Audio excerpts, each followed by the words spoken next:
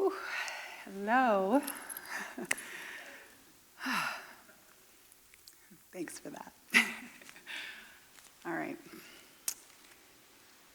It was a cool, clear fall day, and I was taking my children for a drive in the country. Our eldest son, Jacob, was 18 at the time.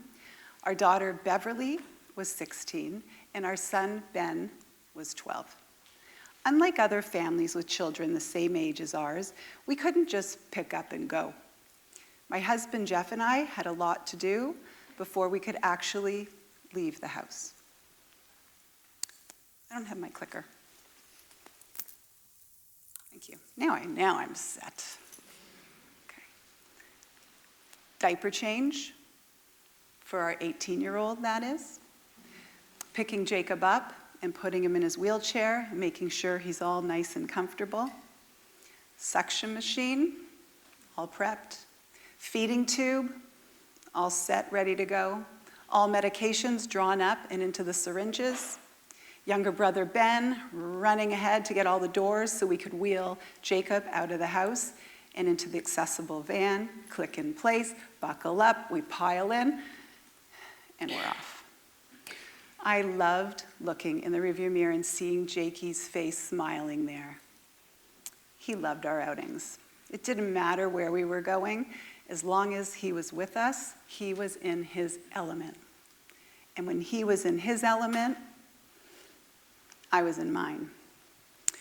Well, we put on Bruno Mars, Jake's favorite, of course, and we're bopping away and we're heading up a hill, and then we hear a bang. I look in the rearview mirror, and Jake's face wasn't there. I stop the van, look at Ben, get ready to call 911, run around, open the hatch, pull out the ramp. The chair had flipped over. The wheels were in the air. Jake's head, thankfully, was on the headrest, which was on the floor of the van. Then I looked at his face. It had the biggest smile you'd ever seen, ever. It was like, wow, that was awesome. Let's do that again. Welcome to our life with Jacob.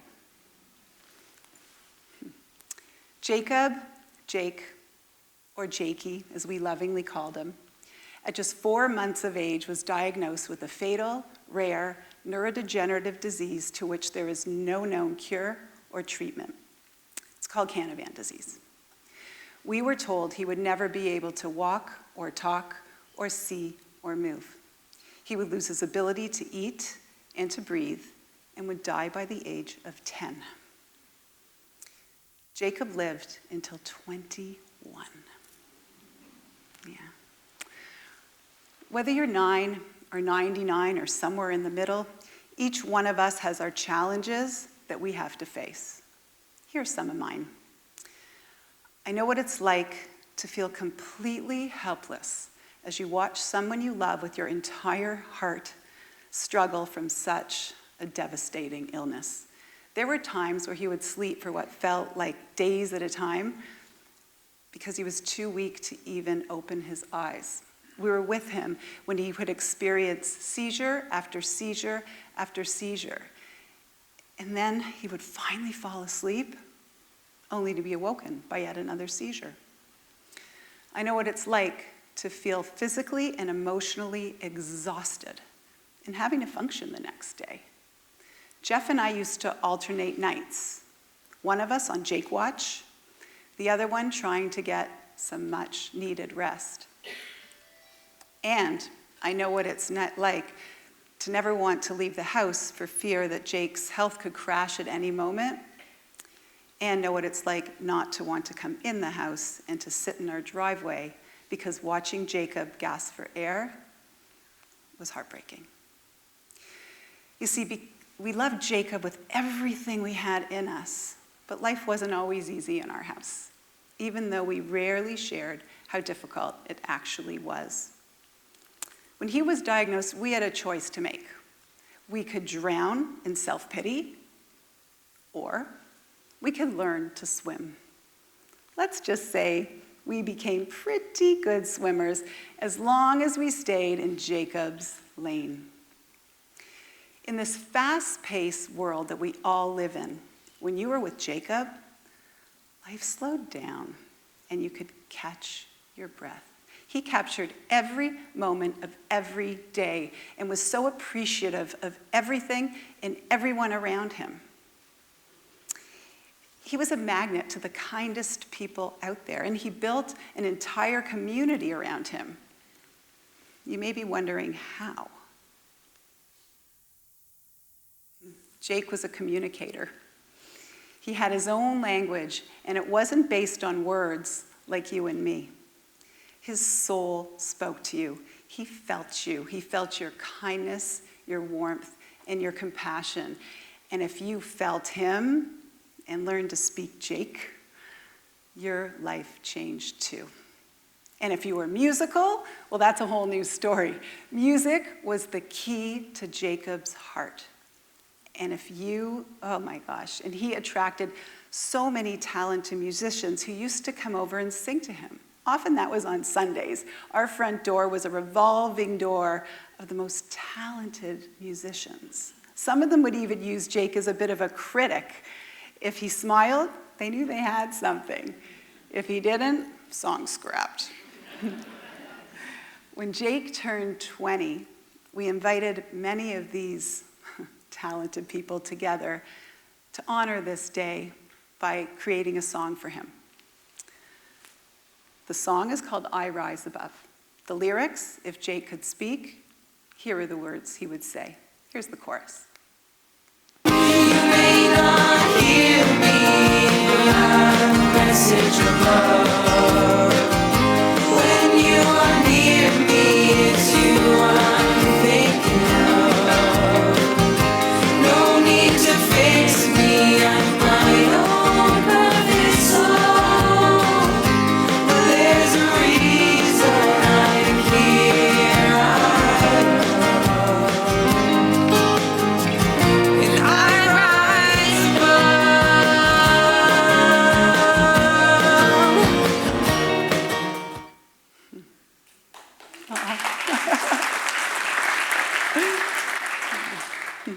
Aren't you in love yet?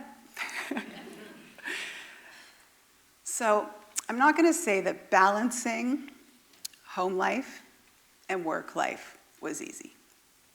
Balance. Balance. Life was never in balance. But think about if life were a teeter-totter and you were only in balance mode. You'd never move. What fun is that? It's kind of boring. It's the ups and downs that make life so interesting. And if we can learn from the downs, it's only then that we can truly appreciate the ups. I had so many strategies in place onto how to cope during those downs, and believe me, there were a lot of them. But the one that always worked, when I gave to others, I felt better. Giving takes the focus off yourself and pours kindness and love and energy into someone else. You make them feel better, and you feel better too. When you can give joy to someone else, you feel that joy. So whatever you have to give, give it. If you have time, volunteer. If you have extra money, donate to a cause you care about. If you have a gift or a talent like those performers, let others benefit from it. If you love to cook or bake, like I do, nothing says, I'm thinking of you, than something right out of the oven. You can actually taste the love. If you change your thinking from what can you do for me to what can I do for you, your whole world changes. How you think, how you act, how you live, how you love. Jacob knew this. His gift, unconditional love. He gave that to everyone he knew. I just followed his lead and stayed in his lane. I'm a teacher. And sometimes I would bring Jacob into class unannounced. Do you know what happens when Jacob rolls into a classroom filled with 25 chatty and enthusiastic 9-year-olds? Utter silence. a dream. Well, we have teachers in the audience, they get it. So I would pick Jacob up out of his chair and put him in my lap and hold his head in my hand as a headrest. And I'd ask the student to come to the front of the classroom. Hesitantly, they did, but they kept their distance. But then the questions started rolling in. Why are his teeth funny? I'd answer. They move closer. Does he have any friends? Answer.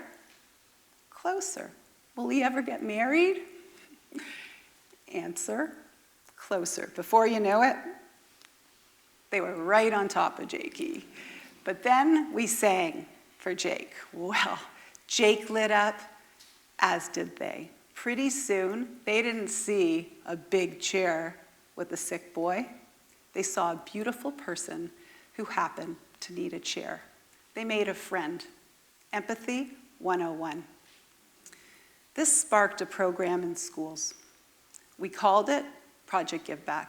The logo, when you throw out kindness, it hits you back harder. Just the way I shared Jake's story, the students go home and they find out, what's my story? What do I have to share? And they come back with that, and we teach them how to share that. Usually, it's connected to some sort of charity. The results? Thousands of young people are seeing the world through a lens of kindness and understanding, instead of misunderstanding and judgment. Some of these young people have become ambassadors and advocates for their causes. Some have even written children's books and donated money back to their causes. Some just become kinder, more community-minded. Nothing wrong with that. Even before Project Giveback, our family and friends launched a charity when Jake was just 8 months old. We called this charity Jacob's Ladder, the Canadian Foundation for Control of Neurodegenerative Disease. Its mandate, education, awareness, therapy, and research for neurodegenerative diseases. All of our fundraising events were based on the power of giving and building of community. We raised millions of dollars. Together with Project Giveback, Jacob's Ladder, and Jakey, we were actually climbing Jacob's ladder, a ladder of hope, love, and living life to the fullest. He couldn't see, but look at his vision. He couldn't speak. Best teacher I'd ever met. Through his lack of voice, lack of speech, I found my voice. And through his mission, I found my mission. We couldn't cure him, but he cured us. And then he died. He died. We were preparing for this his whole life. Boy, were we unprepared. We always thought that he would bounce back. He bounced back from everything, but not this time. He went up and we went down. So low, I was broken. But you know what happens when you're broken? You're so raw and open that you're forced to see the beauty around you. Our family and friends cocooned us with their love. The hundreds of letters and homemade cards and emails that came in touched us so deeply. Sometimes, even the givers of us have to become the receivers. But it just makes us want to give back even more. I went back to teaching. In the first school I went to visit, the kids came running at me, almost ran me down with their love. Then one 9-year-old girl whispered in my ear, "Ellen, I know you're going to see Jake again one day." I know. Her sweet sentiments got me thinking, really thinking, because if I'm going to see Jake again one day, I have a lot of work to do. Because he went to where only the purest souls go. Where that is, I have no idea, but I knew I had to get there. It was then I realized our relationship wasn't over. It changed. Again, I had to shift my thinking. I had to take all that sadness and grief and shift it into fuel to power Jacob's lessons and messages. So we brought the music back. And over COVID, for 4.5 years, every Sunday at 4 p.m., we held Jake's Sunday Jam, a Zoom concert for people of all ages and all abilities. We continue to climb Jacob's ladder. For 21 years, I memorized every perfect moment with Jacob. When we lay out by the lake, taking in that summer breeze, when he sat in the car in pure joy and I looked behind and saw his face beaming with happiness, except that story at the beginning I talked about. When you find yourself in a moment of pure happiness, take the time to memorize it. Close your eyes, take in the sights, the sounds, the feels, all of it. Because one day when you need it most, you can bring that back in your mind. Now I too can close my eyes, and Jacob's with me as we continue on this journey of life together. When he was alive, I would have died for him. Now, I'll live for him. And I hope you ride along. Thank you.